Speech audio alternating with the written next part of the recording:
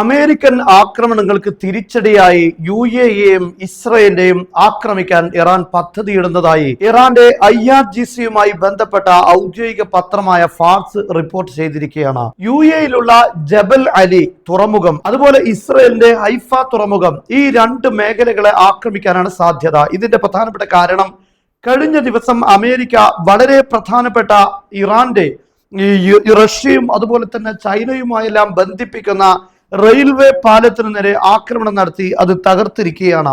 ഈ അമേരിക്കയുടെ ഉപരോധങ്ങളെല്ലാം മറികടക്കാൻ ഇറാന് ഏറ്റവും പ്രധാനപ്പെട്ട ഒരു ആയുധമാണ്, അല്ലെങ്കിൽ ഒരു പരിഹാരമായിരുന്നു ഈ പറയപ്പെടുന്ന റഷ്യയുമായി അതുപോലെ ചൈനയുമായിട്ടെല്ലാം ബന്ധിച്ചുകൊണ്ടിരിക്കുന്ന ഈ റെയിൽവേ.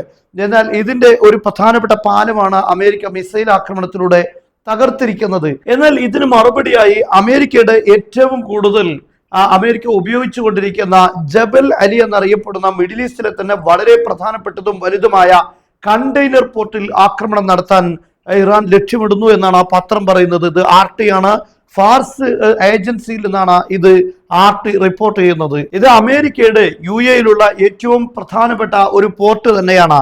എന്നാൽ ഇസ്രയേലിന്റെ 90% വാണിജ്യ മേഖലകളെല്ലാം പ്രവർത്തിച്ചു കൊണ്ടിരിക്കുന്നത് ഹൈഫ തുറമുഖത്തിലൂടെയാണ്. കാരണം ഗതാഗത മാർഗത്തിലപ്പുറം ഇസ്രയേലിനെ സംബന്ധിച്ചിടത്തോളം 90% നിലനിൽക്കുന്നത് കടൽ മാർഗം തന്നെയാണ്.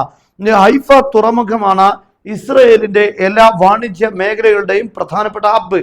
എന്നാൽ ഈ ഹൈഫ ആക്രമിക്കുക എന്നതാണ് ഇപ്പോൾ ഇറാൻ ഇതിലൂടെ പദ്ധതി ഇടുന്നത് എന്നാണ് മനസ്സിലാക്കാൻ സാധിക്കുന്നത്. എന്തായാലും ഈ ഒരു ആക്രമണത്തിന് തിരിച്ചടിയായി അതിലേറെ ഗുരുതരമായ ആക്രമണങ്ങൾ നടപ്പാക്കുക എന്ന് തന്നെയാണ് ഇറാന്റെ പദ്ധതി എന്നാണ് ഇതിൽ നിന്ന് മനസ്സിലാക്കാൻ സാധിക്കുന്നത്. ഇവിടെ നമുക്ക് കാണാൻ സാധിക്കും, വാഷിംഗ്ടൺ ഇറാന്റെ വളരെ പ്രധാനപ്പെട്ട റെയിൽവേ ഇൻഫ്രാസ്ട്രക്ചറിന് നേരെ ആക്രമണം നടത്തിയിട്ടുണ്ട്.